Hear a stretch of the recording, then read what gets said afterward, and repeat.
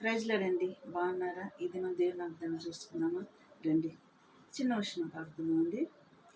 నా ఎదుట నీవు తెరచిన తలుపులు వేయలేరుగా, ఎవ్వరు వేయలేరుగా.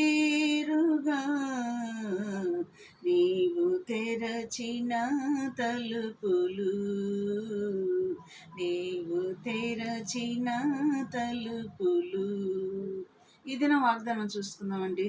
పరలోక ద్వారములు తెరవాలన్నా, ఆ తలుపులు మూయాలన్నా ఒక్క మన దేవునికే అధికారం ఉంది, ఎవరికి లేదు. ఇర్మీయా గ్రంథము మనం ఈరోజు చూసుకుందామండి. 17వ అధ్యాయము 9వ వచనం చూసుకుందాము. హృదయం అన్నిటికంటే మోసకరమైనది, అది ఘోరమైన వ్యాధి గలది.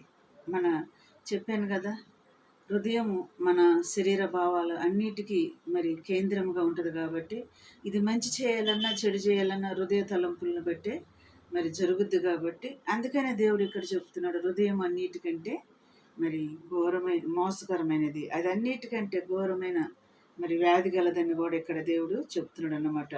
అది ఘోరమైన వ్యాధి గలది, దాన్ని గ్రహింపగలవాడెవడు? మన హృదయ పరిశోధన చేయాలన్నా, మన హృదయాన్ని శుద్ధి చేయాలన్నా అది ఒక దేవునికి మాత్రమే ఉంది అధికారం. అది యేసయ్యకు మాత్రమే ఉంది అధికారం.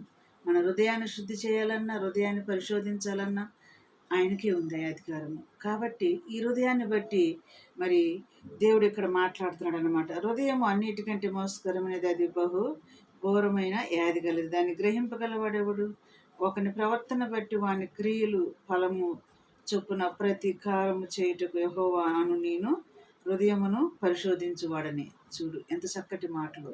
హృదయమును పరిశోధించువాడు యెహోవాయే.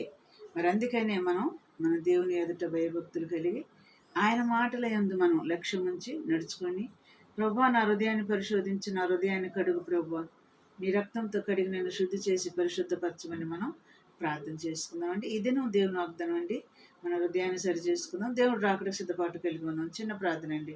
స్తోత్రములు ప్రభువా, స్తోత్రములు తండ్రి. మా హృదయాలని మా నాయన మమ్మల్ని కడుగు నాయన, శుద్ధి చేయి ప్రభువా. మమ్మల్ని శుద్ధి చేయాలన్నా, పరిశుద్ధపరచాలన్నా అది నీ రక్తం వల్లనే, క్రొత్త నిబంధన రక్తం ద్వారానే మా హృదయాలు మా పాపాలు కడగటానికి, శుద్ధి చేయటానికి నీ రక్తమే సాధ్యమైంది ప్రభువా. శుద్ధి చేసి మమ్మల్ని పరిశుద్ధపరచమని, నీ రాకడికి ఆయత్తపరచమని నజరేయుడైన యేసయ్య నామములో అడిగి వేడుకుంటున్నాను తండ్రి. ఆమేన్. God bless you.